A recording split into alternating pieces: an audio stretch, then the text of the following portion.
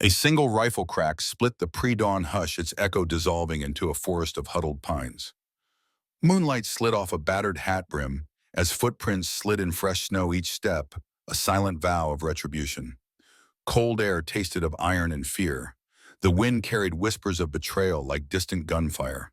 Somewhere beyond the ridge, a frontier cabin smoldered, ashes of broken promises drifting skyward. In that frozen silence, every echo felt predatory, every shadow held a threat. Hearts pounded beneath wool coats driven by desperation and a fierce promise: survive at any cost.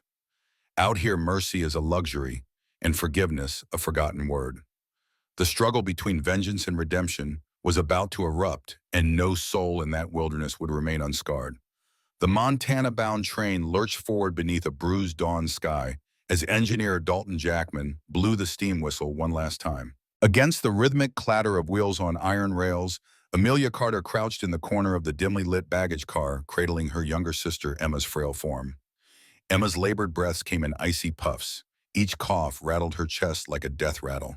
Snowflakes drifted past the window's unreal halos against the rising sun, as if the world outside were reaching out in vain sympathy.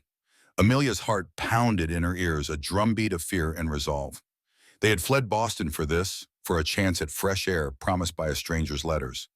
But the moment they had stepped inside this rattling iron beast, they knew they were not alone. A muffled thud jolted Amelia's nerves taut. She rose, peering through the cramped corridor. A lean, strung-out figure in a tattered duster lurked in the shadows, a messenger of malevolence sent by Gregory Reynolds. Her pulse quickened. Gregory's polite promises had curdled into danger the instant they boarded. Steel glinted in the train's faint light as the stranger produced a pocket knife, sliding toward Emma with predatory intent. "Stay back," Amelia hissed, stepping forward. She remembered the tailor's awl strapped at her waist, a tool for sewing, but tonight it would serve as her weapon. The assailant lunged. Amelia sidestepped, hard hammering, and swung the awl with all her might. The iron point drilled into his forearm. He howled, convulsing, dropping the knife. Metal screeched on steel as he tumbled into a mountain of luggage. Emma shrank back, blue-lipped but unhurt, her eyes wide. Before the stranger could recover, another shadow loomed behind him, a young man with a greasy mustache and a grim expression. This was Caleb Reynolds, Gregory's son, and a budding disciple in his father's cruelty. He raised a revolver, varnished wood glinting. "End of the line, ladies," he snarled. The train lurched around a bend, centrifugal force pushing Amelia and Emma toward the center, buying her a moment's respite. Amelia lunged for the fallen knife, but misjudged the motion. The blade slid away, lost beneath a barrel of crates. Emma coughed violently, clutching Amelia's arm. "Don't let him," she rasped. Amelia hauled her sister down the narrow aisle, the train car unsteady, shrieking as steel wheels ground against worn tracks. Sparks flew outside through the grated windows. They reached the next compartment, door locked. Emma's small hands shook as she pointed to a rusty latch above. "Help me, please." Amelia hoisted her sister up. Each breath Emma drew rattled the world. In the still frame moment before calamity, Amelia recalled the slender hope that had fueled their escape, Gregory Reynolds' letter promising a sunny cattle ranch, clean air for Emma's lungs. Those promises had evaporated into a forged world of violence. If she could just hold on, get them to safety, find refuge in the frontier, Emma might yet survive. Caleb's boots clattered on the metal floor. He was coming. Amelia unlatched the door just as he reached them. The door swung open, revealing a sleeping porter on his bunk, unaware. Amelia clutched Emma's hand and shoved through, slamming the door behind them. Caleb pounded on it with his revolver until the wood cracked. Amelia pressed back with every ounce of strength, and they were free of the baggage car, only to find themselves in the vestibule between cars narrow and unprotected as snow whipped in through the end door. The train groaned as it eased into Billings Station. Amelia spotted flickering lanterns on the platform, hear the distant clap of boots, the shouts of railway workers greeting the sunrise. She pulled Emma into the next car passenger seating, seeking help. The conductor, a burly man in a navy coat, sprang to his feet. "What in God's name?" "Please," Amelia gasped, pressing Emma's shoulder. He's after us. My sister's ill." Her voice cracked. A pistol shot rang out behind them, ricocheting steel echoes through the cars. Passengers ducked beneath window seats. The conductor's jaw clenched. "Lock this door and hold your heads down," he barked. Sweat trickled down Amelia's temple, even in the frigid air. Moments later, as the train rolled to a stop, men in battered hats and rifles trooped onto the platform. Amelia recognized one face, Samuel Hayes, the local deputy she half hoped would be an ally. "Clear out, folks," he called. He and two constables stormed through the cars, disarming Caleb, who slumped against the wall, revolver clattering to the floor. The conductor ushered passengers off. Murmurs of sympathy mingled with curiosity. Amelia, with Emma leaning heavily on her arm, stepped onto the platform. Winter's cold was brutal, but the Montana air stung Emma's cheeks, easing her cough-proof, at least that the promise of open skies might hold truth. Samuel Hayes approached, removing his hat. "You're lucky to be alive," he said quietly. "We heard shots at dawn. That boy's father, Gregory Reynolds, put a price on your head, but he's too cowardly to face you himself." Amelia's jaw set. "We're to meet Margaret Shaw. She's expecting us." She retrieved the faded letter from her cloak pocket. Samuel read it, a flicker of recognition in his eyes. "Yes, Shaw's clinic's just outside town. Follow me." As they hurried into the swirling snow, Amelia glanced back at the train, the lifeline that had delivered them half a world away from Boston. But the real journey, the one for Emma's life, for their freedom, was only beginning. The mountains loomed in the distance, silent sentinels of a frontier both merciless and merciful. And somewhere within those peaks, their salvation waited. The wind bit through Amelia's coat as she followed Deputy Hayes down the snow-packed road toward Dr. Margaret Shaw's clinic. Emma leaned heavily on her sister, her breath still ragged but steadier. Lantern light glimmered through frost-lined windows of simple wooden homes clustered near the trains. A few neighbors, wrapped in wool blankets, peered from doorways, eyebrows knitting at the sight of armed men escorting two women through the drifted snow. "This way," Hayes said, pointing past a low fence to a modest clapboard building with smoke spiraling from its chimney. A wooden sign read, "Dr. M. Shaw, Physician and Surgeon." Inside, the air was thick with the antiseptic tang of tinctures and the warm glow of kerosene lamps. Dr. Shaw herself emerged from a small side room, her kindly eyes framed by streaks of gray in her hair. She was mid-50s, knowledge etched into every line on her face. "Amelia Carter," she asked gently, stepping forward. Emma's shoulders sagged, her face pale as a ghost. "We heard what happened on the train." Dr. Shaw continued, her soft voice a balm. "Let's get her into bed." A nurse guided Emma to a curtained area. Amelia watched as circular patterns formed on the woman's cheeks, an echo of the hardships that had brought them here. Dr. Shaw dipped a cloth in hot water, pressing it to Emma's forehead. "Her fever's high, but I can manage her symptoms and stabilize her," she explained. "You did well to get her this far." Tears threatened in Amelia's eyes. "Thank you," she whispered, voice thick. She sank into a chair beside Emma's cot. As Dr. Shaw set about unpacking medicine bottles, Deputy Hayes stepped outside to confer with the nurse. In the hush of the room, Amelia allowed herself a moment's relief until a faint tap sounded at the window.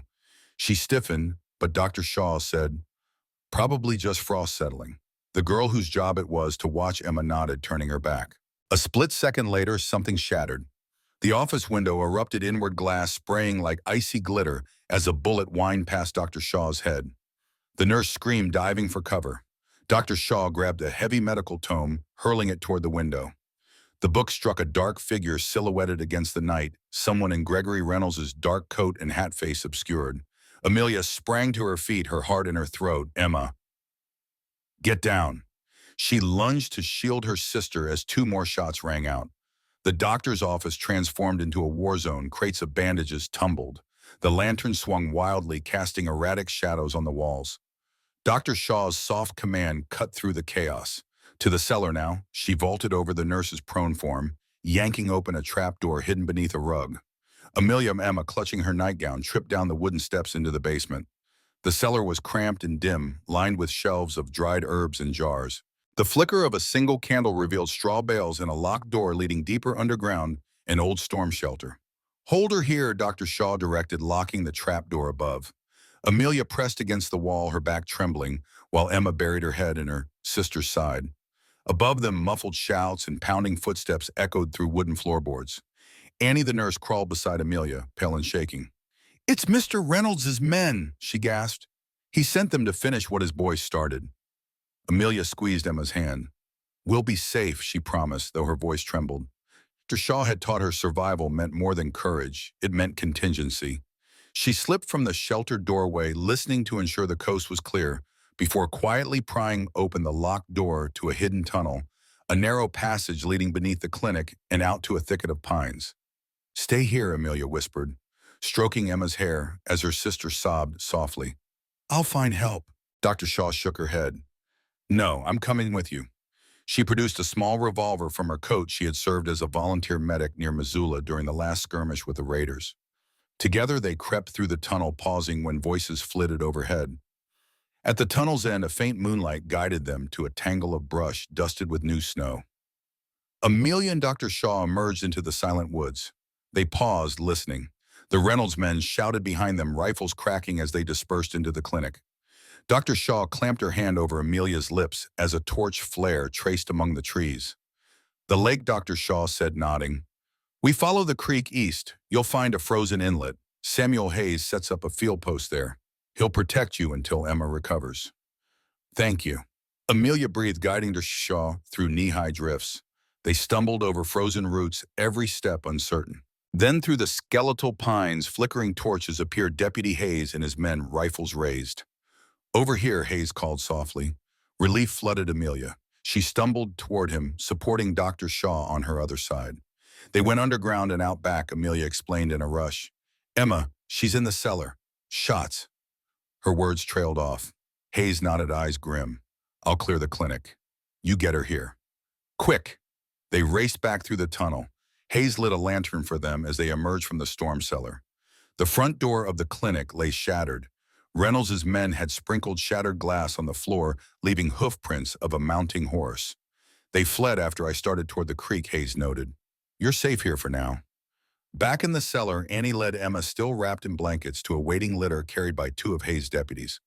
The rustle of fresh cloth and the soft murmur of doctor's orders made Emma relax, eyelids fluttering shut. Amelia closed her eyes, pressing a kiss to her sister's forehead. Dr. Shaw caught Amelia's arm. "Your sister's in good hands," she said. "But Reynolds won't stop. He has money and influence." She paused. "We need a plan. You came here to build a life, not to flee relentlessly." Amelia nodded, determination kindling.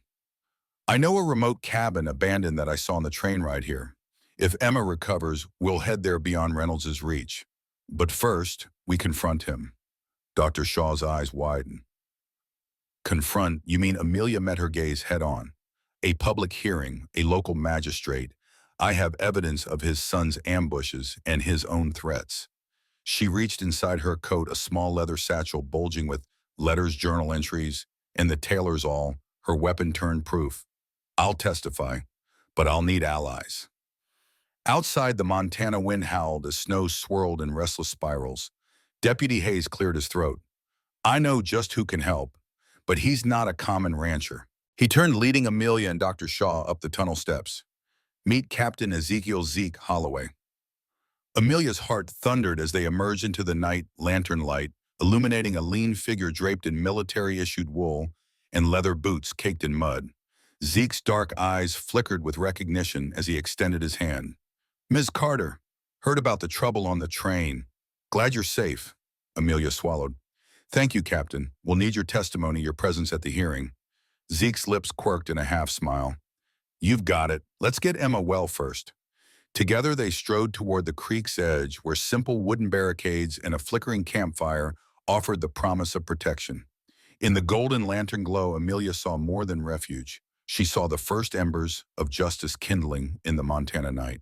The makeshift camp by the creek of echoing pines lay nestled among frost-glazed evergreens, the crackle of its central fire promising both warmth and vigilance.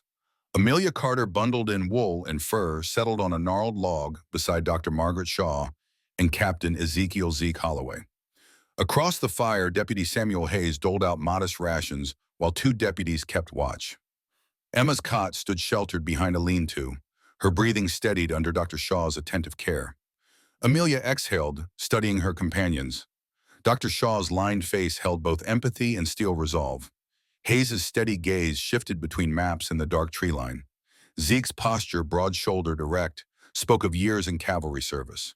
Tonight they would plan how to move from survival to justice. Dr. Shaw broke the silence. "Emma needs at least 3 days' rest. Her fever's down, but her lungs remain fragile. Once she's stable, we face the magistrate." Amelia nodded. The hearing is set for Saturday at Butler's Creek, Judge Whitaker's barn-turned-courtroom. If Gregory Reynolds appears with witnesses, we need to counter his lies with proof. Zeke cradled his coffee cup. I'll testify about that ambush on the train, how Caleb Reynolds' men used military tactics. That's criminal conspiracy, not frontier justice. Hayes spread a hand-drawn map across his knee. Judge Whitaker's courtesy requires formal requests filed by tomorrow. I can deliver the petition, but we need statements. Your letters, Emma's medical notes, evidence of property damage, and a sworn account from me. Amelia fingered the leather satchel at her side. I have the letters. Emma's medical chart is here. We only lack witness affidavits. Dr. Shaw, can you certify Emma's condition and her need for medicine? Dr. Shaw's nod was firm. Absolutely. And I'll draft a statement about the attempted attack on my clinic. Hayes pointed north. There's another potential witness, a rancher named Olivia Finch. She responded to Reynolds' ad last year and left after similar abuse. She now runs a small homestead east of here. Amelia's eyes brightened. Let's ride out at first light. Olivia's testimony could show a pattern, not an isolated incident. They spent the rest of the evening dividing tasks. Zeke would patrol the tree line to deter any night riders sent by Reynolds. Hayes would draft filings and secure relay riders for the hearing notice. Amelia and Dr. Shaw gathered letters and medical notes by lantern light, while the deputies scouted perimeter traps to guard against surprise attacks. At dawn's first gray, Amelia saddled her mare Midnight Lily and alongside Dr. Shaw and Zeke rode cross-country toward Finch's homestead. Emma remained under Hayes's protective umbrella. 2 deputies bivouacked by the creek to ensure no one disturbed the camp. The trail wound through sun-bleached meadows and stands of grim pines. Frost clung to every branch like brittle lace. Midway, Dr. Shaw glanced at Amelia. Are you ready for Olivia? She's rugged, suspicious of strangers. Amelia swallowed. She saw firsthand what Reynolds is capable of. If her bitterness doesn't deter her proof, might. They arrived at a modest log cabin, half hidden by fallen snowdrifts. Smoke curled from a lean chimney and a wind chime of antlers tinkled in the breeze. Zeke dismounted and rapped sharply on the door. A moment later, it opened to reveal a hard-eyed woman in rough homespun dress, Olivia Finch, her auburn hair tied back, eyes unsmiling. Amelia Carter, she asked, tone-clipped. Amelia nodded, offering a respectful bow. I heard what Reynolds did through the grapevine. Let me hear it from you. Inside, by a low table, they recounted events. Letters of orchard and partnership, the brutal reality of forced bed and withheld medicine, Sarah's death. Olivia's face darkened at each detail. She crossed her arms, jaw set. When I was there, Olivia said, voice low, he promised me a share of cattle. But in 2 weeks, he tried to strip me of my savings, and he lashed at me when I refused. I fled on foot through a storm. You're lucky Reynolds' terrain didn't finish you off. Amelia pressed Olivia's hands. Will you testify at Butler's Creek? Your voice shows a pattern of cruelty. Olivia's gaze flicked to Zeke's rifle slung across his back, then to Dr. Shaw's placid calm. I'll do it, she said finally, but I want more security for Emma for me. I'm done fleeing. Zeke stepped forward. Camp by the creek is secure under the Hayes watch. If you testify, we guarantee your safety until it's done. Olivia's nod was curt agreement. The 3 women sealed it with a solemn handshake. As they rode back at midday, a sense of solidarity buoyed Amelia, a small army bound by shared outrage. Back at camp, Emma greeted them with a weak smile. Dr. Shaw had her propped with pillows, tea steaming in her hand. Feeling better, Amelia asked, brushing a stray lock from Emma's forehead. Better, Emma murmured. Her voice, though faint, carried the stubborn spark Amelia knew so well. Hayes emerged with dispatch riders waiting. Judge's order filed. He'll convene the hearing come Saturday morning at 10. Word spread Reynolds is gathering his supporters, but many question his credibility after the train incident and the clinic attack. Amelia exhaled. Good. Credibility favors the truth. That evening, they held a modest council dinner, coffee, hardtack biscuits, and salted ham. Olivia sat close to Dr. Shaw between her and Emily, Zeke and Hayes across the fire. Conversation crackled updates on how to erect a temporary witness stand in the barn arrangements for Emma to travel safely under guard, and plans to smuggle Olivia's niece out in case Reynolds' men targeted her family. As the fire died to embers, Amelia gazed into the flames. 3 days remained, days of preparation, witness gathering, and wary watchfulness. But for the first time since Boston, she felt not hunted, but empowered. The frontier had proven savage, but she had found allies in a Sioux cavalryman, a nurse physician, a steadfast deputy, and a survivor rancher. Now justice awaited beneath Judge Whitaker's gavel. The wind outside whistled through the pines, a reminder that nature too watched with impartial eyes. And in its hush lay the promise that truth, like the river, would carve its path through rock and snow. The morning of the hearing dawned clear and cold. A pale sun crept over distant peaks, casting long, frosty shadows across Butler's Creek. Amelia Carter stood beside Captain Zeke Holloway and Deputy Samuel Hayes in front of Judge Whitaker's converted barn court, its weathered boards hosting folding chairs and hastily arranged benches. A handful of curious townsfolk in heavy coats gathered breath, misting in the chill air. Across the courtyard stood Gregory Reynolds, flanked by his son Caleb, and three burly ranch hands, his witnesses, their faces smug beneath wide-brimmed hats. Amelia Millie Finch, escorted by two Hayes' deputies, joined Amelia in the witness row. Dr. Margaret Shaw hovered nearby, clutching her medical notebook. Zeke took his place beside the witnesses.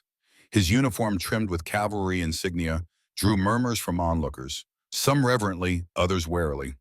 At the front, Judge Whitaker, a stout man with frosted sideburns, seated himself behind a rough-hewn table. Two deputies perched on its edges, rifles within arm's reach. Order Judge Whitaker's gavels echoed against the barn walls. This evidentiary hearing will address charges of assault, kidnapping, and horse theft brought by Mr. Reynolds against Ms. Carter and her associates. Mr. Reynolds, you may present your accusations. Gregory Reynolds rose, sweeping off snow from his coat. Your Honor, he began, voice booming. I, Gregory Reynolds, a law-abiding rancher, was defrauded and attacked. My wife, no, my runaway bride stole from me, conspired with outlaws, and aided her co-conspirators in stealing my horses. She threatened my son and attempted murder when I intervened.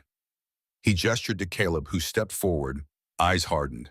At dawn on the train, Caleb declared, voice edged with youthful venom, I attempted rescue when my father was assaulted. That woman stabbed my arm with a tailor's awl. After I fired warning shots, they fled to this camp and stole a mare bearing my brand. Amelia's stomach churned as murmurs rippled through the crowd. Judge Whitaker tapped his gavel. Ms. Carter, your defense. Amelia stepped forward, shoulders squared. She felt Emma's distant gaze from the witness bench, a silent reminder of why she stood here. Your Honor, she began, voice steady. I am Amelia Carter. I traveled here as a mail-order bride, not for romance, but to secure my sister's health. The letters I received from Mr. Reynolds promised orchards and clean air. Instead, I endured violence, cruelty, and neglect. When my sister's life hung in the balance, I fled to save her. She gestured to the satchel at her side. These letters detail his false promises. Dr. Shaw will confirm my sister's medical condition and his refusal to seek proper treatment. Deputy Hayes will testify to the ambush on the train ordered by Mr. Reynolds. Captain Holloway will attest to the tactics used, military maneuvers, not frontier justice. Judge Whitaker nodded. Proceed with witnesses. Dr. Shaw approached first, her coat dusted with snow. Your Honor, I am Dr. Margaret Shaw. On January 12th, Ms. Carter's sister was admitted to my clinic with high fever and pneumonia. Mr. Reynolds arrived but refused to provide funds for medicine, citing distance and harsh weather. 2 days later, I administered treatment at Ms. Carter's insistence. After shots were fired in my office, an assassination attempt, Ms. Carter and I escaped via a secret tunnel. The pair were unarmed, cornered, and in fear for their lives. She held up her notebook. I have documented Emma's medical logs, the bullet holes in my clinic window, and threats overheard in my office. The crowd shifted. Some exchanged worried looks. Next came Deputy Hayes. He adjusted his brim voice, measured. Your Honor, on January 14th, I responded to gunfire aboard the Montana Express. Mr. Caleb Reynolds' men attempted to execute Ms. Carter and her sister. Upon arrival, I disarmed Mr. Caleb and detained 2 accomplices. No charges were filed at the station as Ms. Carter did not wish to delay her sister's medical care. He pointed to Olivia Finch. I also escorted Ms. Finch here, who endured similar abuse at Mr. Reynolds' ranch last year. She fled under threat of violence. Millie Finch rose, face pale but resolute. I'm Amelia Finch. Last spring, I answered Mr. Reynolds' ad. He courted me with promises of a thriving ranch. Within days, he demanded total control of my savings. When I refused, he beat me and threatened to report me as a thief. I fled during a windstorm with no horse, no aid. I barely survived. A murmur of sympathy swept the onlookers, hard-bitten ranchers who knew that weather alone could kill a person out here. The barn court grew silent as Zeke Holloway stood. He stepped forward, removing his hat. Your Honor, I am Captain Ezekiel Holloway, formerly of the U.S. Cavalry. I've patrolled these territories. The skirmish on the train used tactics beyond hobbyist range, simultaneous flanking signal, whistle suppression fire. Those are soldiers' tactics, not outlaw bushwhacking. Mr. Reynolds funded and directed that he gestured toward father and son to enact revenge, not frontier justice. A low rumble rose in the crowd. Some murmured in approval, others scowled. Judge Whitaker raised a hand. Mr. Reynolds, do you wish to call rebuttal witnesses? Gregory's face contorted with rage. He opened his mouth but then hesitated, scanning the assembled defenders.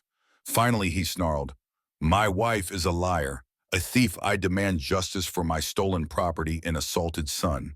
Without calling further witnesses, he slumped back, shoulders slumped, as shouts arose around him. Judge Whitaker pounded his gavel. The evidence presented shows a clear pattern of domestic abuse and false imprisonment. Regarding the alleged theft under duress, evidence indicates Ms. Carter and her associates acted to protect themselves from imminent harm. They are therefore not guilty of theft. Mr. Reynolds, your claims are dismissed. Further, I recommend that Attorney General's office in Billings investigate your conduct under cruelty statutes. A cheer erupted from the witnesses. Amelia's chest swelled. She exchanged a look with Emma, who sat pale but triumphant on the bench. Even Millie Finch's hardened features softened into a triumphant smile. Gregory Reynolds' face reddened. He spat at the ground. This isn't over, he snarled. But Judge Whitaker rose. Court adjourned. Anyone who assaults Ms. Carter or her allies henceforth will face arrest. He banged the gavels again. The crowd dispersed, some offering nods of support, others scowling in disapproval. Amelia stepped down from the witness stand, her legs tingling. Zeke caught her arm. You did it, he said quietly. Amelia exhaled, relief and exhaustion mingling. Dr. Shaw handed her Emma, now bundled in a thick blanket. Your sister's safe, Shaw said, tears glistening. In the brisk sunlight outside the barn, Amelia turned to Elizabeth Millie Finch. Thank you, she whispered. Millie squeezed her hand. Thank you for standing up. For all of us. The spring sun climbed higher, melting frost from the barn's worn boards. Amelia scanned the brightening sky. This frontier was still wild, still dangerous, but she had claimed her place in it. Justice had been served, and freedom was hers to shape. A week after the hearing, Butler's Creek began to stir with the promise of spring. Melting snow revealed patches of grass along dusty roads, and the sharp tang of thawed earth drifted on the breeze. Amelia Carter stood at the edge of Dr. Shaw's orchard, where delicate white blossoms shimmered in the sunlight. Beside her, Captain Ezekiel Zeke Holloway surveyed the trees as though he could map out their entire growth from memory. Deputy Samuel Hayes leaned against a wooden barrel and eyeing the small gathering of townsfolk who had come to help prepare for a modest celebration of justice and renewal. Dr. Margaret Shaw busied herself arranging benches beneath the apple trees, an informal thank you for those who'd stood by Amelia's side. Across the orchard, Elizabeth Millie Finch directed a couple of ranch wives in hanging simple lanterns from branches. Emma, her cheeks flushed with health, perched on the fence rail, watching with bright eyes. The transformation in her countenance since the clinic attack was remarkable. Where once sat pain and fear, now glimmered curves of hope. Amelia took a deep breath of perfumed air. This orchard was supposed to be Gregory Reynolds' gift, a ruse. Instead, it now symbolized something real: community healing and new beginnings. She could almost taste the sweetness in the soil itself. Zeke approached his spurs, softly jingling in the grass. Ready? He asked, tipping his hat. She nodded, glancing toward Emma, who waved. More than ready. Zeke offered his arm. Amelia slid her hand around his elbow. Together they walked toward the waiting gathering beneath the budding canopy. Dr. Shaw stepped forward to address the crowd. Friends, thank you for joining us. A week ago, this woman, Amelia Carter, stood here facing slander and danger. Today she stands free, thanks to the courage of friends, neighbors, and those who value justice above prejudice. Let us celebrate not only her victory, but the spirit of this frontier tough times met with stronger hearts. Applause rippled through the crowd. Samuel Hayes raised a cup of cider. To Amelia and Emma Carter, may your future be as bright as this morning's sun, cups clinked. Amelia lifted her own meeting Zeke's gaze. To freedom, she whispered. After the toasts and laughter, the group shared a simple feast. Smoked ham, fresh biscuits from Mrs. Jenkins, baked apples by Millie Finch herself, and a hearty stew from the town's blacksmith, whose iron pot had fed many hungry souls. Music arose as local fiddlers struck up a tune and children danced among the trees. For the first time since Boston, Amelia allowed herself to sway in step, the warmth of community seeping into her bones. Later, as the afternoon sun slanted golden through the blossoms, Amelia and Zeke wandered to a quiet spot by a small creek that wound through the orchard's edge. Its gentle babble underscored bird song and distant chatter. Emma followed, collecting smooth stones with a grin. A breeze lifted Amelia's hair, and she felt tears prickle, not of sorrow, but of overwhelming gratitude. Zeke cleared his throat. "I've been meaning to ask you something." He paused, brow furrowing an uncomfortable prelude. Amelia caught her breath, heart skipping. He stepped closer. "You came here to save your sister. You've done that and more. Now, what about you?" His dark eyes searched hers.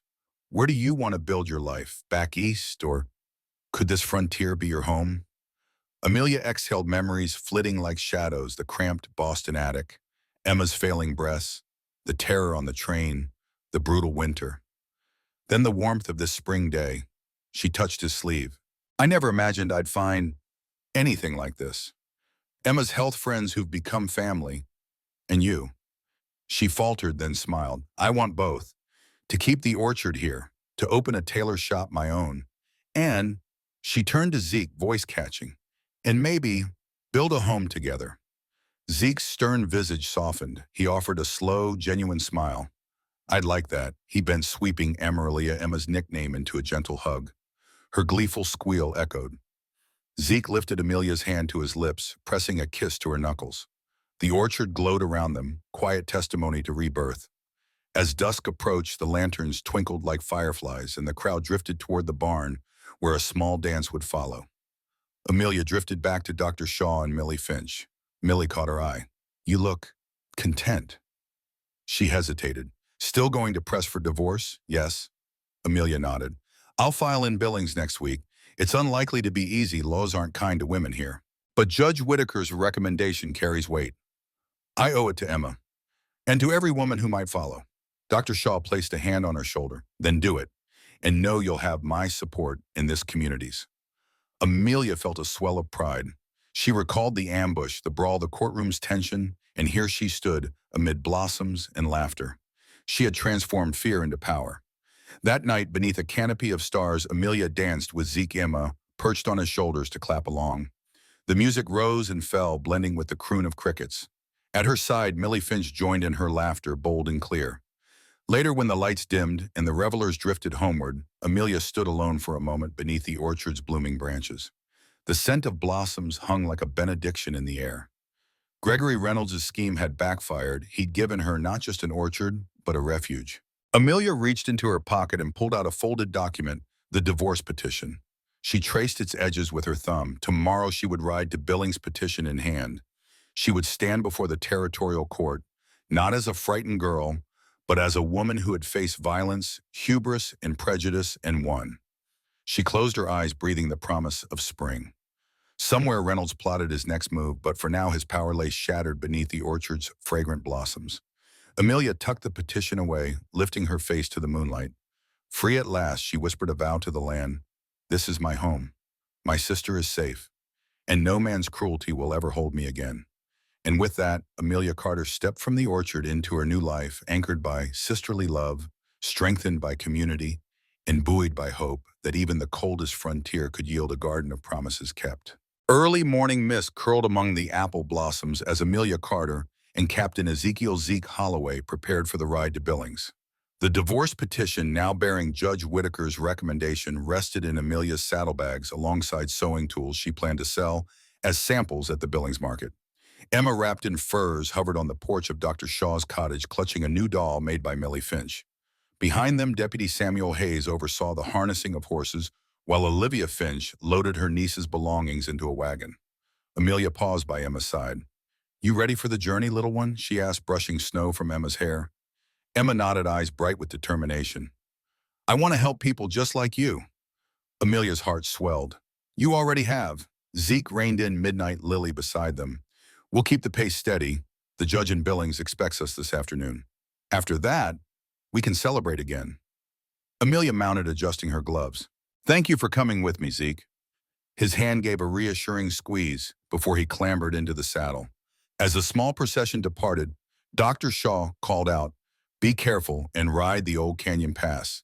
It's longer but safer than the main road. Deputy Hayes cleared the road ahead for them, leading the column through groves dusted with early spring dew. Olivia's wagon followed at a guarded distance, carrying her niece in hopes of a new start. The trail to Billings wound through rolling foothills, trading snowdrifts for patches of thawed grass. Ravens wheeled overhead, their croaks echoing against distant peaks. The worn path passed the remnants of old stagecoach inns, abandoned skeletons of frontier dreams, reminding Amelia that survival here required grit and adaptability. Midday sun glinted off the Bitterroot Range as they reached the narrow mouth of Old Canyon Pass. The narrower trail dipped into rocky walls, its floors strewn with loose shale. Zeke rode at the front, hand hovering near his rifle. Stay alert, he warned. Winter storms here can bring rock slides. They crept through the pass horses, picking their way with sure-footed grace. Olivia fell back to ride alongside Amelia. I've heard Billings can be unkind to women, especially divorced ones, Olivia said quietly, voice low. Amelia exhaled. That's why we have allies, Dr. Shaw's letters, Judge Whitaker's recommendation, my own testimony, and you. Your presence shows a pattern. Olivia nodded, scanning the canyon walls warily. Let's hope that's enough. Halfway through the pass, Zeke halted. Rocks up ahead, he muttered. The horses shied as a loose boulder tumbled down, crashing against the trail. Another followed in quick succession. Zeke drew his revolver, scanning for culprits, but no rifles cracked. This was nature's warning. He dismounted. We'll clear a path.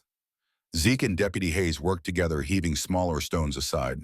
Amelia dismounted and joined Emma, watching from the saddle. Sweat beaded on Amelia's brow, both from exertion and from fear. If Reynolds's men had tracked them here. But the absence of gunfire spoke relief. At last the path cleared. Zeke wiped his blade on a coat sleeve. Roads open. They continued emerging from the pass into golden meadows. The distant spires of Billings rose beyond the Valley Railroad tracks, gleaming in the sunlight. Amelia's pulse quickened, not with fear, but anticipation. In that bustling town, her fate would be sealed once and for all. As they rode into town, the clang of the depot's whistle greeted them. Vendors shouted their wares, fresh produce, hardware, leather goods. Amelia felt an odd mix of comfort among crowds and the weight of scrutiny. Whispers followed her as she passed. There she is. Mail-order bride now divorcing. Riding with that Sioux man. But Zeke rode at her side, unflinching. Deputy Hayes led Olivia's wagon to the safe stall behind Dr. Shaw's rented room. Amelia dismounted at the courthouse, a sturdy brick building flanked by nascent growth. A clerk stepped forward, tipping his hat. Ms. Carter, he said, accepting the petition. Judge McAllister expects you at 2 o'clock. If you'll wait in the hearing room. Amelia nodded, glancing at Zeke and Olivia. Thank you. Inside, the courthouse was hushed and cool. Wooden benches lined the hall with a heavy oak door at the far end. A few townsfolk had gathered, some sympathetic faces, others curious or judgmental. Emma sat clutching Amelia's skirt. Amelia led them into the judge's chambers, a paneled room with a high desk and a flickering lantern. Judge McAllister, younger than Whitaker but equally stern, reviewed the petition. He tapped his quill. This recommendation is unusual, he remarked. Mail-order divorces require proof of cruelty or desertion. Amelia took a breath. Your Honor, she said, steady. I endured repeated physical and sexual violence at Gregory Reynolds's hands. He refused medical care for my sister, resulting in her pneumonia and near death. He ambushed me on a train, assaulted me in Dr. Shaw's clinic, and hired men to track me through the mountains. She laid out the letters. These are his own words, promises he never kept. I have testimonies from Dr. Shaw, Deputy Hayes, Captain Holloway, and Ms. Finch. I asked for dissolution on grounds of cruelty and abandonment. Judge McAllister's gaze flicked to Zeke, whose military uniform bore witness to his integrity. Captain Holloway, he called. Zeke stepped forward. Your Honor, I can confirm Ms. Carter's account. I assisted her escape from violent men in Gregory Reynolds' employ. Her actions were self-defense. Hers is a plea for liberty and safety. The judge nodded, then called Dr. Shaw, who presented Emma's medical logs and clinic records. Next came Deputy Hayes and Olivia Finch. Each sworn statement layered evidence like bricks, building an unassailable case. Finally, the judge sighed, drumming his fingers. Ms. Carter, the evidence of gross cruelty is overwhelming. I hereby grant your request for divorce. Costs will be waived in consideration of your circumstances. A hush fell before the clerk echoed divorced Ms. Carter. Amelia's chest tightened, relief, triumph, and a bittersweet pang for what had been lost. Emma threw her arms around Amelia's leg, beaming. Zeke offered a steady arm as they exited. Outside, the street bustled again. Amelia paused, lifting her face to the afternoon sun, a free woman no longer bound by Reynolds's tyranny. Zeke whispered, "Shall we celebrate?" Amelia nodded, laughter bubbling through her tears. "Let's find that tailor's shop space and open a new chapter." As they melted into the crowded thoroughfare, Amelia felt the frontier's breath on her cheek, a landscape of challenge and promise where she had carved her freedom and forged her destiny with courage, community, and the wild heart of Montana itself. Spring rains washed the dusty streets of Billings, turning them to clay slick under boot heels. Amelia Carter rode out early with Captain Ezekiel Zeke Holloway to inspect the small brick storefront she had secured on Main Street, once a barber shop, now clean swept and sunlit, its paneled windows awaiting her crest-stitched sign, Carter and Co. Bleach Tailoring. Emma trailed behind on Midnight Lily, her laughter bright as she balanced a wicker basket of freshly laundered linens borrowed from Dr. Shaw's cottage. Inside, Amelia and Zeke inspected the space-polished oak floors, still bore faint stains from old haircuts, but the counters were solid and the shelves deep. Sunlight filtered through lace-curtained windows, illuminating the promise of a new beginning. Amelia traced her hand along a built-in workbench, envisioning dress forms and bolts of cloth lining the walls. "This will do nicely," she said, voice rich with possibility. She turned to Zeke, offering a grin. "Can you believe it? A shop of my own?" Zeke removed his hat, pressing it to his chest. "I can, and I knew you would make it." His dark eyes glinted with pride. They stepped outside to return Emma to Dr. Shaw's care while they prepared the shop for its grand opening. As they passed the market stalls, Amos Klein, the town blacksmith, called out, rough and grinning, "Carter, heard you got yourself a fine shop. Mind if I bring my wife by for some mending?" Amelia waved, eyes bright. "Please do." Amos's nod carried genuine approval. Yet as they turned back, clouds of tension shadowed the street. From the grain warehouse across the way, a burly figure leaned against a post. Silas Trent, a local rancher who had quietly sided with Gregory Reynolds during the hearing. His folded arms and scowl telegraphed disapproval. Zeke's jaw tightened, and Amelia felt the weight of disbelieving stares behind him. "Looks like not everyone's pleased with your success," Zeke muttered, voice low. Amelia squared her shoulders. "Let them watch." Over the next 2 days, Amelia and Zeke worked side by side. While she sewed crisp seams and tailored men's vests to precise fit, Zeke polished windowsills and installed sturdy shelves. Emma shadowed their movements, her nimble fingers sorting threads and counting spools. The shop took shape as a haven of order and beauty, bolts of calico in cheerful patterns, rolls of velvet in deep forest hues, and delicate lace that caught the light like cobwebs spun of starlight.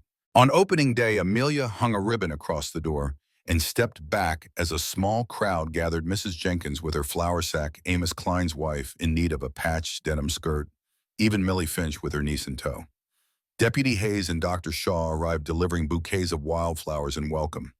Zeke stood at her side, his broad shoulders a protective barrier against any lingering hostility. Amelia took a breath and smiled. "Welcome, everyone," she called. Her voice rang clear in the sunlit street. "Please come in." The shop's interior buzzed, seamless fittings, polite conversation, the soft clip-clop of a foot pedal as Amelia demonstrated a decorative hem. Emma ushered a shy rancher's daughter to a fitting stool, handing her a ribbon. Business blossomed like the orchard back in Butler's Creek. That evening, as the last customers drifted away, Amelia and Zeke counted the day's receipts. Their efforts had doubled their modest projections, a triumph in a town still reeling from frontier hardships.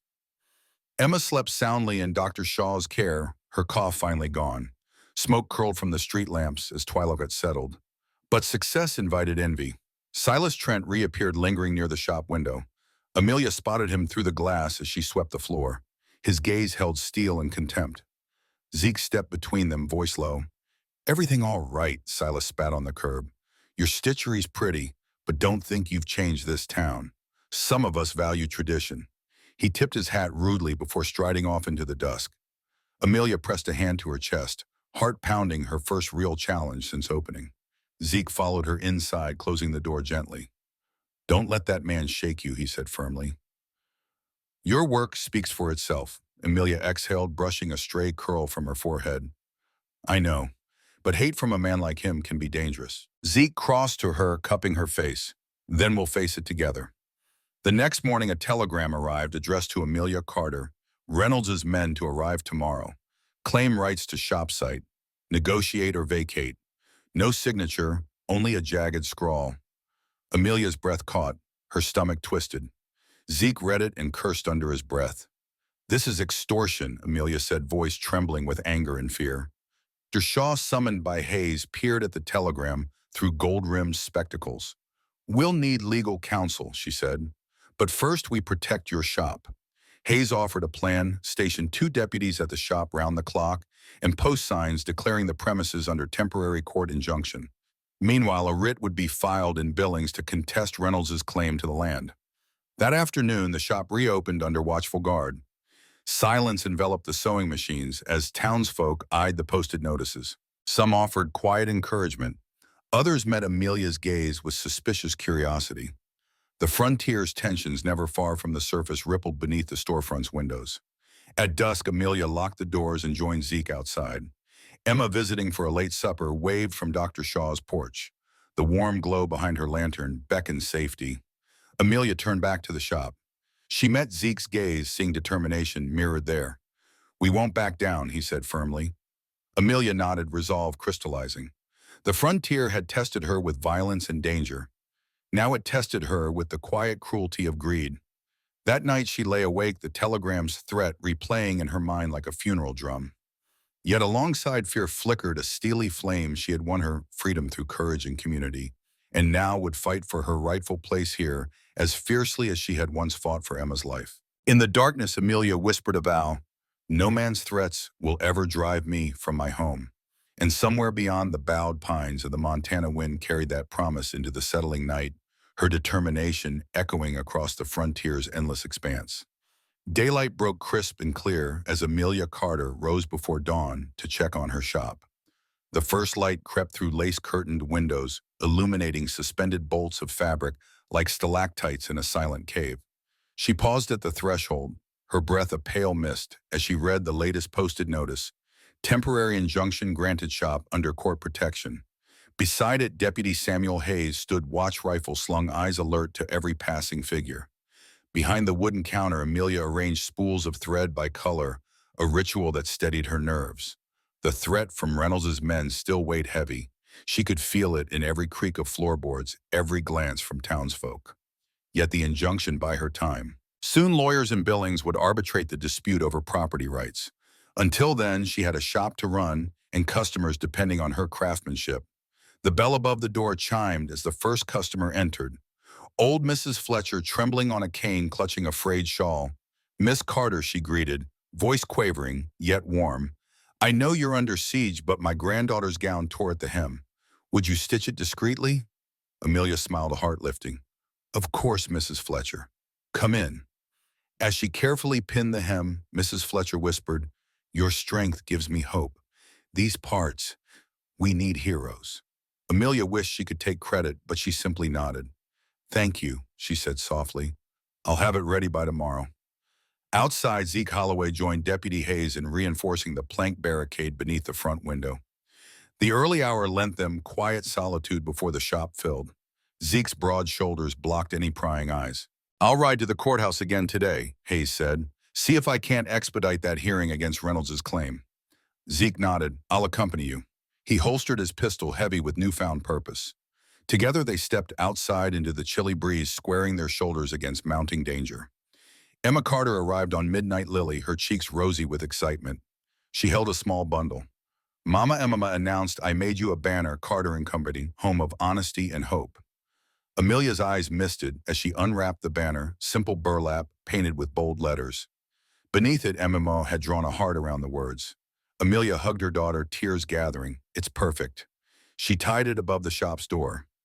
Though the winds of conflict buffeted them, this banner handcrafted by Emma embodied the community's trust and her family's resilience. As morning gave way to mid-morning bustle, the street thrummed, livestock wagons rattled past, blacksmiths' hammer rings echoed from nearby forges, and townsfolk hustled from storefront to storefront. Inside Carter and Barnes, the hum of the sewing machine blended with snatches of conversation, tailored jackets, mending requests, plans for spring planting. Amelia greeted each customer with warmth, deftly guiding measurements and needlework. Yet the shop's back room remained quiet, where Olivia Finch conferred with Dr. Margaret Shaw over legal papers and letters from Billings. Amelia slipped inside. "How stands the case?" she asked, her voice low. Olivia's eyes were grave. Reynolds' attorneys argue that he purchased the land on which the shop sits before he drafted me and Miss Carter. They claim the orchard land extends to Main Street. She tapped a document. "If they succeed, they can evict you in 30 days. Amelia's breath caught. 30 days, Dr. Shaw folded a letter. Only preliminary. But we can appeal. With Judge Whitaker's and Judge McAllister's recommendations, plus the public support you've rallied here, I believe the court favors you." Still, she paused. "You must be prepared." Amelia set her jaw. "I never backed down before, and I won't now." She placed her hand over Olivia's. "Thank you for standing with me." A sharp rap sounded at the door. Deputy Hayes hurried in, his face creased with concern. "We have word Reynolds himself is riding into town today, flanked by 4 men. They plan to confront you here at high noon." A hush fell. The rhythmic machinery of the shop stilled. Customers paused in mid-measurement. Olivia's niece whimpered, clutching her aunt's skirt. Amelia stepped forward, gaze calm. Then we faced them together. She turned to the gathered women. "Ms. Fletcher, Millie Finch, Dr. Shaw, Emma. Will you stand with me?" Without hesitation, they nodded. Mrs. Fletcher's cane tapped the floor. Millie clenched her fists. Dr. Shaw, revolver at her hip, exchanged looks with Zeke, whose fingers hovered near his sidearm. Emma squeezed Amelia's hand. No one left. Hayes arranged deputies at each corner of the shop. "Keep them back," he ordered firmly. Outside the street, buzz grew. Horses' hooves thundered on plank pavement. Amelia stood beneath Emma's banner expression, serene. Zeke by her side, a protective shield. Dr. Shaw leaned against the door frame. Millie and Mrs. Fletcher flanked Emma at the window. The door burst open. Gregory Reynolds swept in, dust flying, his coat trailing behind him like a dark cloud. He glared at Amelia, eyes blazing. Behind him, 4 stoic men spread out. One spat on the floor. Everyone held their ground. Reynolds stepped through the hem of Emma's banner. "Carter," he barked, "you think you can defy me? This shop is mine, my land." Amelia approached, voice calm but firm. "No, Mr. Reynolds, this shop is mine, this community's, and I have every right, legal and moral, to be here." Reynolds laughed, a harsh bark. "Legal? You think your papers matter here? I'll crush you for defying me. Leave or I'll burn this place." He nodded to his men. One raised a torch. Zeke drew a bead on him. Mrs. Fletcher stepped forward. "You will burn no home." Her frail frame seemed to swell with defiance. "I will testify if you harm these people." Millie Finch drew her own courage to speak. "He abused me. He'll do worse if you let him." Dr. Shaw stepped closer, revolver leveled. "Mr. Reynolds, one threat more, and I draw blood." Reynolds' face twitched, forwarding a sardonic grin. But the sight of the entire Carter household, women of all ages, a little girl, a Sioux cavalryman, a deputy, a doctor standing unflinching, broke his resolve. He snarled, spat on the floor again, then backed away. "This isn't over," he hissed. He turned, stalking out with his men. Their boots thundered on the planks, then faded. Silence reigned. Amelia exhaled, legs trembling, then straightened. Emma ran to her, eyes wide. Amelia hugged her daughter tightly. Zeke lowered his rifle, pressing a reassuring hand to Amelia's back. Dr. Shaw stepped forward, voice gentle. "Perhaps today this shop stands not just by law, but by the will of the people." Outside, the crowd erupted in applause. Neighbors emerged from their shops and homes, slapping Reynolds' men on the back to chase them off. Dr. Shaw's assistants waved hats. Deputy Hayes called for order. Amelia surveyed the faces, grateful, fierce, supportive. The shop's windows glowed golden in the afternoon sun. Even the walls seemed to hum with victory. Tears rolled down Amelia's cheeks. She raised her arms. "Thank you," she called. Billings had its day now. See the true spirit of Montana people protecting people. Laughing, cheering, the townsfolk surged around her. Zeke gathered Amelia in his arms as Emma jumped to his shoulders grinning. Millie and Mrs. Fletcher joined the embrace. In that moment, amid laughter, triumph, and the warm glow of community, Amelia Carter understood the frontier's harshest laws paled before its greatest strength, unity. She whispered to Zeke, voice trembling with joy, "We did it." He kissed her hair. "Yes, together." And beneath Emma's handmade banner, Carter and Company Tailoring remained standing, undaunted, unbowed, the living heart of a community that refused to be broken. Late June light draped Main Street in honeyed warmth as Carter and Company Tailoring settled into its second month of thriving business. Inside the shop, Amelia Carter hummed softly while guiding a yardstick along the hem of a fine linen dress intended for Mrs. Stanton's summer gala. The rhythmic snip of her shears and the hum of Zeke Holloway's sanding of the display shelves formed a gentle accompaniment. Emma pranced around the shop floor with a ribbon in her hair, collecting scraps of fabric to sort by color. Her laughter, bright chimes against the background of needles and thread, injected the day with an easy comfort that Amelia had once dreamed impossible on the frontier. Outside the banner Amelia had fallen into by thunderstorm's threat now fluttered proudly in the warm breeze, its message of hope and honesty undiminished. Dr. Margaret Shaw entered through the back door, her medical satchel in hand. "Good morning, Ms. Carter." "Morning, Zeke." She dropped a stack of letters on the counter. "Correspondence from Billings. Our final hearing on the injunction is set for next Wednesday morning. Butler's Creek levied favorable testimony, but the formal title dispute remains contested." Amelia paused, pressing the linen between her palms. "So Reynolds' challenge persists," Dr. Shaw nodded gravely. "Yes, but we have momentum. Judge Whitaker's testimony carries weight beyond our local courts. With sufficient economic evidence, proof of ongoing community reliance, you should prevail." Amelia exhaled determination, steadying her. "Then we prepare. Gather receipts, deposit records, witness affidavits from satisfied customers." Zeke folded his arms, admiration in his gaze. "I'll handle security. Make sure no threats mar the hearing itself." Dr. Shaw gave Emma a gentle pat. "And I'll shop for your sister's graduation dress, but that's a different matter." She winked, departing with a soft laugh, leaving Amelia to her preparations. That afternoon, a procession of townsfolk paraded through the shop. Mrs. Jenkins, with yards of new calico Amos Klein, requesting reinforced seams on harness straps, Millie Finch commissioning embroidery for her niece's christening gown, and even Silas Trent, reluctant but present, requesting patchwork repairs to his hunting coat. Each transaction proved a testament Carter and Company had woven itself into the economic and emotional fabric of the community. As dusk approached, Amelia stepped outside to taste the fading light. Emma skipped at her heels, carrying 2 jars of preserved cherries, a gift from Mrs. Stanton's summer jam season. Zeke joined them, his stride protective and easy. Together, they watched lanterns spark alive across the storefronts, a signal of Main Street's evening life. Just then, Melissa Hartley, owner of the mercantile next door, hurried over breathless. "Amelia, a telegram for you, no signature, but the handwriting's familiar." She handed Amelia a crisp envelope. Amelia's pulse quickened. She recognized those jagged scrawls. She tore it open and read, "Title hearing advance. Sheriff's posse will be present to ensure order. Expect last-minute objections. Be ready." Amelia's heart fluttered with anxiety and resolve. In 2 days, she would stand once more in judgment. But this time, the entire town's reputation, its spirit of solidarity, rested on her shoulders. Zeke laid a reassuring hand on her back. "We'll be ready," he vowed. "We face this with every friend we've made." Emma pressed the jar into Amelia's hands. "For good luck, Mama." Amelia hugged her daughter tight. "Thank you, sweetheart." She gazed out at the gathering dusk. Main Street seemed to hold its breath in anticipation just as she did. In that hush, Amelia felt the echoed promise of spring's triumph over winter, that life, community, and truth endure beyond any storm. She whispered to the wind, "We will not be moved." The morning sun gilded the courthouse in Billings as Amelia Carter stepped across the threshold with Captain Ezekiel Zeke Holloway, Deputy Samuel Hayes, Dr. Margaret Shaw, Elizabeth Millie Finch, and a small contingent of townsfolk. Emma Carter, dressed in her sunniest calico dress and clutching a bouquet of wildflowers, waved from the doorway.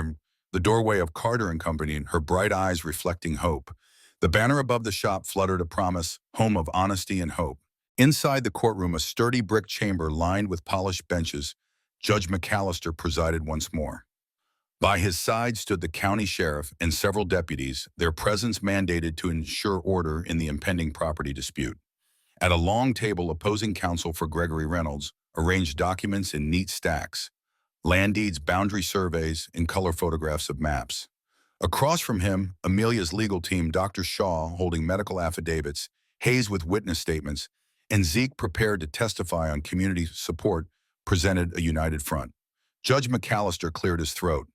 We reconvene for the final hearing on the title dispute involving the property at 324 Main Street.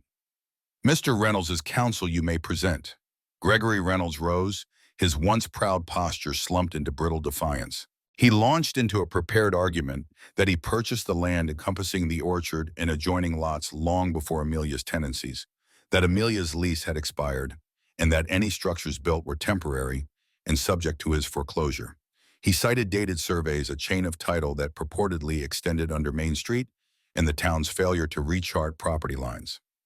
As he spoke, murmurs rippled through the gallery, some skeptical, others uneasy at his presumption to own not just farmland, but the heart of the community's new commerce. When his counsel finished, Judge McAllister nodded, turning to Amelia's side. Amelia rose, heart pounding, but chin high. Your Honor, I present evidence of ongoing economic reliance records of every transaction in Carter and Company for the last 2 months. Affidavits from over 30 townspeople, farmers, shopkeepers, families, attesting they depend on this shop for essential services. Shaw's medical affidavits show women in need of discreet mending. Mr. Hayes' petitions confirm local law enforcement's support, and Captain Holloway's testimony will demonstrate my establishment as a vital community asset. She motioned to Dr. Shaw first. The doctor approached, adjusting her spectacles. Your Honor, in my medical practice, I refer patients, victims of injury, widows, and infirm to Ms. Carter's shop for custom garments, bandage holders, and adaptive clothing. Her services are indispensable to recovery and dignity. Judge McAllister examined the affidavits as Dr. Shaw stepped back. Next, Deputy Hayes stood. Your Honor, I have served in many towns. Rarely have I seen such widespread and vocal support for a single business. The posted injunction and community watch underscore the town's vested interest. Displacing Ms. Carter would harm public welfare. Millie Finch followed, calm yet firm. I too can attest. I bring my children here. My neighbors rely on her for my niece's christening gown. Every family I know considers Carter and Co. part of our lives. Zeke then testified, his uniform crisp. Your Honor, as a former cavalry officer, I've protected forts and civilians alike. I volunteered to defend this shop against threats, literal and legal. The community's safety hinges partly on the social bonds formed here. In between testimonies, Judge McAllister's brow nodded and then smoothed as he scanned documents. Finally, he called Amelia forward. Ms. Carter, shall you summarize your case? She stepped up, voice clear. I asked the court to recognize that property rights extend beyond raw deeds. They encompass the social contract, the people's reliance, the economic vitality, the human dignity forged here despite adversity. I have built this shop through hardship, community support, and justice upheld against cruelty. Its value is measured not solely in land parcels, but in lives improved and futures made possible. A hush fell. Judge McAllister surveyed the assembled townsfolk, their eyes steady in support. He tapped his gavels. This court finds that Ms. Carter has proven by preponderance of evidence that the property at 324 Main Street is held in public trust, and that Carter and Company's tailoring serves a public use. Gregory Reynolds' claim is hereby denied, and Ms. Carter's occupancy is affirmed. Costs of this proceeding are to be borne by Mr. Reynolds. Relief surged through the room. Exclamations, applause, and tears of triumph. Amelia felt Zeke's hand close around hers, warm reassurance. Emma toddled forward, and Amelia scooped her into her arms, pressing a grateful kiss to her daughter's cheek. Outside, the crowd erupted in cheers. Millie embraced Mrs. Jenkins. Hayes tipped his hat, Dershaw beamed, and Zeke lifted Amelia high on his shoulders. Amelia laughed, tears streaming as neighbors slapped her back in congratulations. Even Silas Trent offered a curt nod of respect. A procession wound down Main Street, weaving through the jubilant townsfolk back to Carter and Company's storefront. There beneath the hopeful banner, Amelia faced her community. Zeke stood beside her, Emma at his side. Amelia raised her voice. Thank you all for your faith, your friendship, and your courage. Carter and Company belongs to every one of us now. May it continue to serve to mend and to foster hope for all. Hurrahs, answered her words. Lanterns and banners festooned the street. At dusk, music arose, fiddles and harmonicas sprang to life, and a celebratory dance wrapped Main Street in convivial warmth. That night, under a sky dense with stars, Amelia and Zeke walked to the orchard where it all began, Dr. Shaw's blossoming trees trembling in the moonlight. Emma ran ahead, scattering petals. Amelia paused among the apple blossoms, inhaling their heady perfume. Zeke joined her, pulling her close. You did it, he murmured. Amelia rested her head on his chest. We did it, she corrected, voice thick. He brushed a strand of hair from her face, eyes reflecting starlight. I love you, he said simply. She tilted her face upward, their lips meeting in a soft promise. I love you, she whispered back. They stood there entwined as gentle wind carried the orchard's fragrance across the quiet valley, a fragrant testament that through unity, courage, and compassion, even the harshest frontier could be transformed into a home. And so Amelia Carter's journey, once marked by fear, desperation, and violence, found its culmination in community justice and enduring love. The tailor shop, born of struggle, stood steadfast under the banner of honesty and hope, forever woven into the fabric of Montana's heart. Ash and snow gave way to blossoms and sun-warmed earth, but each petal carried the echoes of a perilous winter. She traded fear for freedom, stitching hope with steady hands. He offered strength where cruelty once held sway. What was born from betrayal and bloodshed became a sanctuary of laughter and lace where a sister's breath was saved. A community stood firm, and a ragged soul found home at last. The cost was written on bruised flesh and fractured trust, yet from those scars grew resilience. Under the banner of honesty and hope, love took root in the unlikeliest soil, binding hearts across culture and conflict. Now, as the last lantern dims and twilight drapes the frontier in quiet grace, the question remains, when the storms of our own lives have passed, what new life will we choose to build from the ashes?